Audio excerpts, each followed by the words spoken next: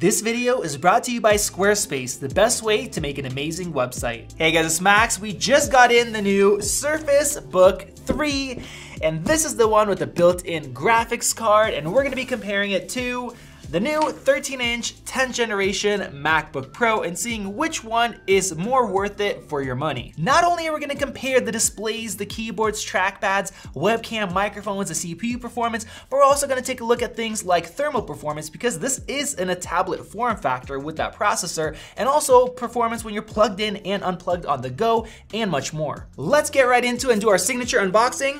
All right, here we go. And wow, okay. This thing, it feels heavier than I expected, but I guess maybe it makes sense. Definitely feels nice and premium, all aluminum, all around. We have this hinge right here, and as you guys can see, it doesn't close all the way over here where it does over here. So you have this gap, you can actually see through it. So pretty nice. Now inside we also had the charger. And as always with these Microsoft devices, we have their Surface connector to charge. I wonder if you can charge through USB-C with this one. And we do have the little USB output, which is nice. But what's interesting is that this is a 102 watt power adapter, more than USB-C can give you. I like that the Surface connector is magnetic, just like Apple's old MagSafe, which we no longer have. And if you actually open up the tablet portion and you disconnect it, you actually have a connection right down here. So if you want to ditch the whole keyboard setup when you're on the go, you could still charge it and use it. Comparing them side by side, you see how much larger the Surface is, not only in size. If we stack them like this, you guys can see that difference. The Surface is wider, it is taller, but also in thickness, there is a massive difference. Of course, if we detach the display, it's gonna be much thinner, and that processor is also built into the display portion. As far as weight, the new MacBook Pro is 3.1 pounds compared to about 3.6, 3.7 with the Surface version that we have. As far as ports, the MacBook Pro has 4 Thunderbolt 3 ports, full speed. You can attach pretty much anything you want, including 6K displays, eGPUs, and we have 1 headphone jack. Whereas the Surface Book 3, on one side, we have a full-size SD card reader, which is fantastic. 2 full-speed USB 3.1 ports, 10 gigabit per second, that is nice. On the other side, we have that Surface connector to charge, or you can connect a hub and different accessories. And we have 1 USB Type-C port. Now this is not a Thunderbolt 3 port at all. It is standard 10 gigabit per second USB-C with video output. And I think that is a bummer because you can't connect an eGPU or any other accessories like that. We also have a headphone jack, but that's built into the tablet portion. Now, as I showed you guys earlier, when you detach the tablet, you can still charge it, which is really nice. But unfortunately, if you're on the go like this, you're missing out on, any kind of ports. All you have is that connector. So no USBs, no USB-C. And I think that's a bummer. I really wish they would have put maybe that 1 USB-C in the actual tablet unit itself. I also want to mention that this thing is surprisingly light for such a large tablet. Most of the weight is in the actual keyboard itself. Let's open these guys up. The Mac, and nope, no one-handed open. Come on. It actually slides quite a bit too. I don't know if there's any feet. Yeah, very small feet on there. Come on, Microsoft, Dell could do it. They have their new one-handed open hinge. But it does make sense because this hinge has to support this whole tablet with everything inside of there. So we'll give them a pass. Now, here's one thing that I love about the Surface Book and a lot of Windows laptops. We have Windows Hello. So the MacBook Pro has Touch ID, nice and easy. You can also use your watch to unlock. But with this, we have Face Unlock, and it actually has an IR blaster here, different sensors, and I love being able to open it up and just automatically being logged in. Now let's compare the insides. The first thing that jumps out at me is how much larger this 13.5 inches, both on the inside. Part of that is because of the bezels. We have even bezels all around, and even though the Mac does have fairly large bezels, they didn't change it to a 14-inch. The surfaces are larger, plus the screen is a 3:2 aspect ratio, which we'll talk about in just a bit. Now, as far as speakers, they are built into the sides right here on the tablet portion, whereas with the MacBook Pro, we have them down here on the bottom, which we're gonna do a comparison in just a bit. And just looking at it, it is refreshing to see a Windows laptop that doesn't try to mimic the MacBook Pro. It definitely looks a lot different. I like how these sides actually curve down a little bit, and I think that's to make the side look slimmer. Just looks unique, looks a little bit different, and I like it. The MacBook Pro features Apple's Touch Bar. I know some people hate them, some people like them. You're gonna get various shortcuts on here depending which application you have open, and you use it to control your standard things like your brightness, volume, stuff like that. And if we go a little bit lower, we can compare the keyboards. Apple just updated from their butterfly keys that people really didn't like and they were not that reliable to this new Magic Keyboard that should fix that. It also feels a lot better, it has more travel. I really like this keyboard. Now, Microsoft, on the other hand, they have these keys here. They feel very similar. They're large. They don't have a little bit of convex shape in here. They're completely flat. And I think most people are gonna be really happy with them, just feeling how it types. It doesn't have as much feedback. It feels a little bit maybe more spongy, so it's not as nice as the MacBook Pros, but I think most people will be happy with it. Moving down to the trackpads, we have a bigger difference here. The Surface Book 3's trackpad is much smaller overall. You see there's a massive difference in size, and it is a diving board design. And I've been playing around with it a little bit, and it's very interesting. Down here at the bottom, it is super easy to click, surprisingly easy. The middle is not bad, but then at the top, it's almost impossible to click, and that's weird because some of their other laptops and other products have a more even feel. The MacBook Pro has Apple's Force Touch. It actually doesn't click at all. It's just a piece of glass and there's magnets underneath, and it feels really nice. It's completely even everywhere, and you can adjust how that simulated click actually feels. And now let's compare the displays. Both are around 13 inch. We have 13.3 and 13.5, but we have a 16 by 10 with the MacBook Pro compared to a 3 by 2 on the Surface, which means that we have more vertical space. If you guys see right here, it's almost the same, but the Surface actually goes a little bit taller. Now, as far as the display sharpness and detail, the MacBook Pro uses Apple's standard Retina display. It's about 4 million pixels. It looks nice. The Surface has about 6 million pixels, and I love that Microsoft chooses displays that are right in between 1080p and 4K. Gives a nice blend of battery life and detail. As far as brightness, the Surface Book 3 comes in at 350 nits compared to 500 nits with the MacBook Pro. Now, it gets a little bit interesting. If you guys are looking at that top camera, the Surface Book 3 looks a lot dimmer than the MacBook Pro, even though both are maxed out. Now, just from the front, it's not a massive difference, at least not as big as that one. And if we look from the sides, the Surface actually maintains its brightness better than the MacBook Pro. Now, the only reason I'm guessing this is if it's meant by design. If you're using the Surface in tablet mode, you have a couple of people around you, say you're watching a movie, they're gonna have great viewing angles from the sides, whereas the MacBook Pro, if you're standing, sitting, no matter how you adjust the display for one person, your viewing angles are not gonna change, it's gonna be great. And as far as reflectivity, the MacBook Pro definitely has better coatings. I look really dark and muted here, where this looks almost like a mirror. That's no surprise, we saw that in the Surface Laptop 3 and a lot of their other devices. So with that lower 350 nit brightness, you're definitely gonna have a tougher time seeing if you're outdoors or in bright environments. And lastly, let's talk about color accuracy. The MacBook Pro can support DCI P3 wide colors. The color accuracy is great, and we saw a big difference there between that little video clip. The Surface looked really muted in its colors.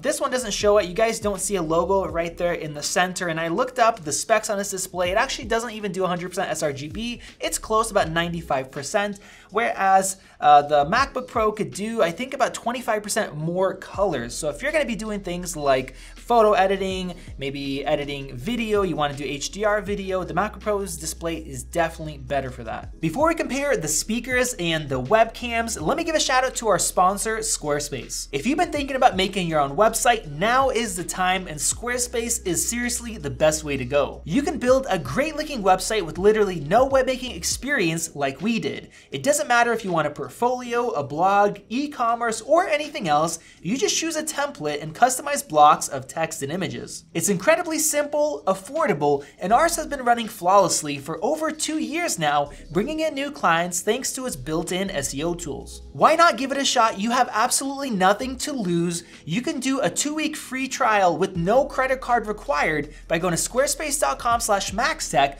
or by clicking a link down below. And when you're ready to launch, you will save 10% off your first purchase of a website or a domain. All right, and now we're gonna do our speaker comparison. I'm very interested in this because the Surface Laptop 3 has great speakers, but some of the other tablets have really bad speakers, so it's gonna be interesting to see. Put on your best pair of headphones and let's take a listen.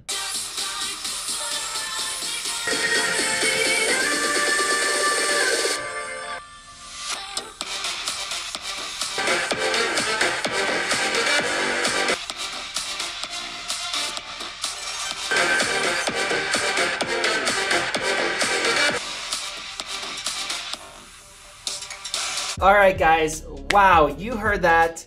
We're doing everything we can to make it as fair as possible for the Surface Book. The shotgun mic is now here. We're pointing it at these speakers, which helps.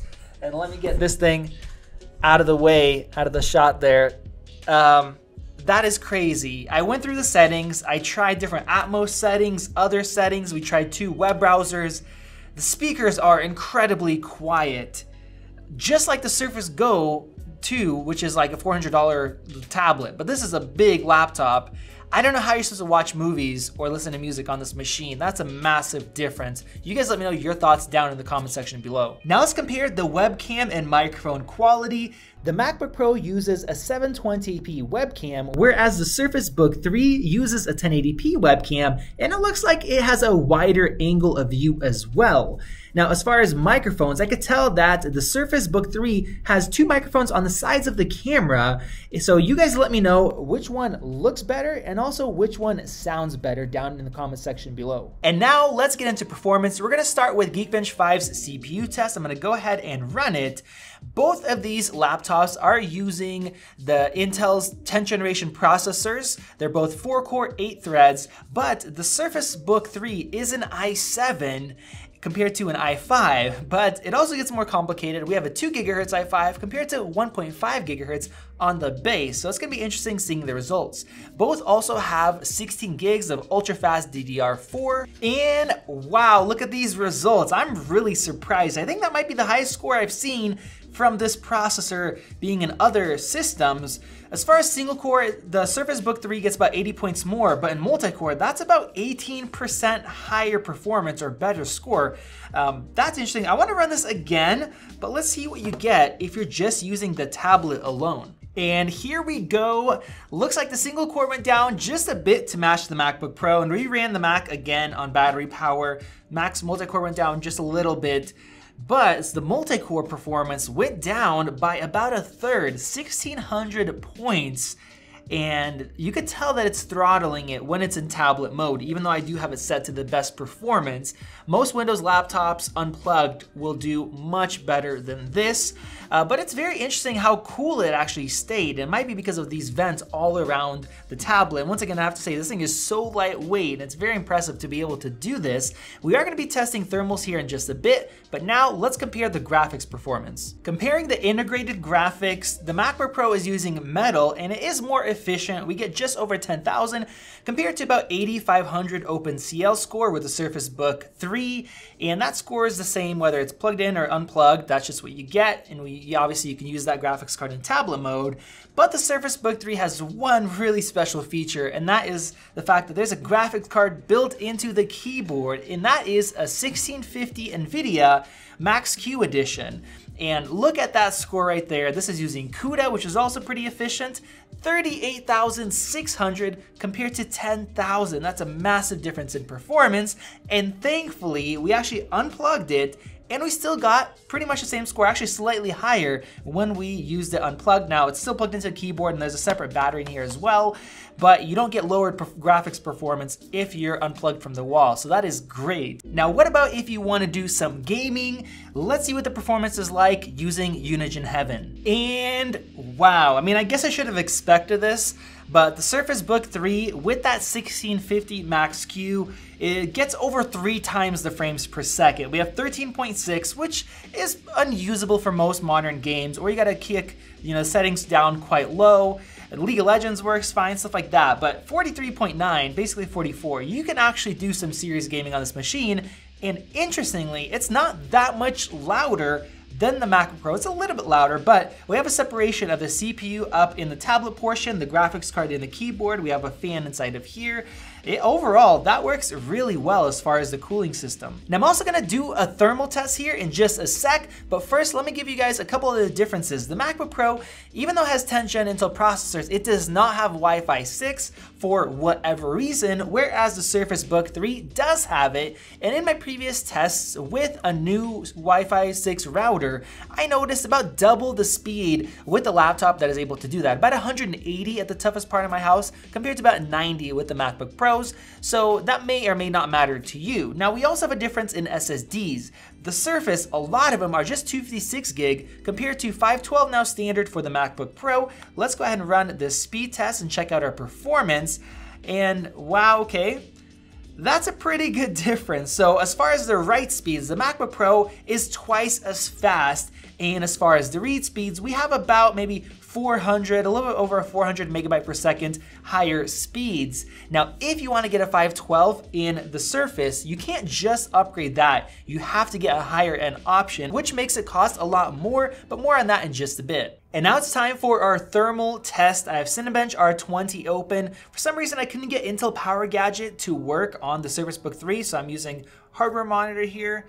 Let's go ahead and get started. The Surface hit 40 watts, the MacBook hit almost 40, so they're both cranking up, at least when they're plugged in, and they're both at 100 degrees Celsius right now. The Surface is actually running at 3.3 gigahertz compared to 2.8, 2.9, so it's actually running a little bit faster, but now it kicked down all the way to 13 watts, almost 14, compared to 24, 25, and we're at 1.9 gigahertz, 1.8 gigahertz actually.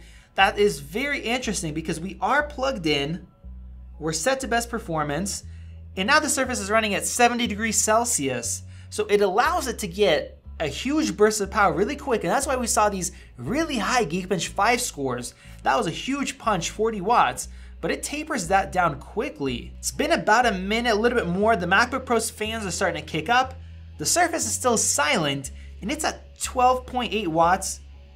There it is, I think I'm starting to hear the fan, but it is running really cool, 65 degrees Celsius, and really quiet, but also slow. That is a twist that I did not expect. We're running at 27 watts on the MacBook. It's running hot, it is loud, but it's also running fast, almost 3 gigahertz, compared to 1.8 at 13 watts. So this is not designed, the Surface Book is not designed for sustained CPU performance, and maybe that's just because it's too thin to have some decent fans in here, I don't know. And we have our scores, wow, 1,258. I have never seen one of these 10 gens score that low, even the i5 versions, let alone the i7. This should be in the roughly 1,700 range, you know, right around there. Our MacBook Pro scored 1,679, which is very low. I don't know why it scored that low. If you guys watch our previous videos, we've had 1917, I have 1911 saved over here, which gives us a performance difference of about 50%. I don't know why Microsoft is choosing to slow this down, throttle it so much. I know they want to keep it cool, but I wonder how that's going to affect things like photo editing, video editing, things like that. So we'll have to talk about that in our full review.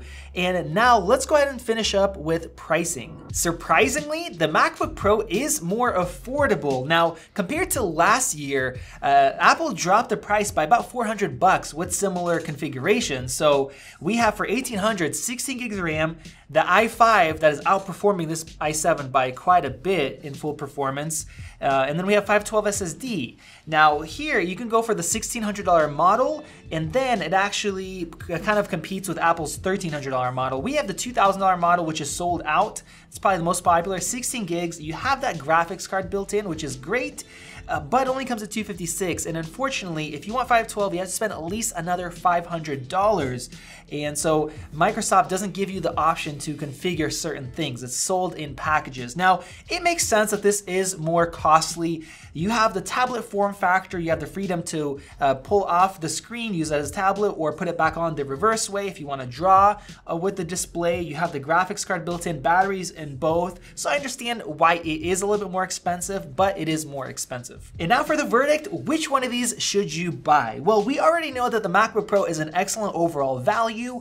Other than not having Wi-Fi 6, it is a really nice machine. Apple lowered the price for the configuration.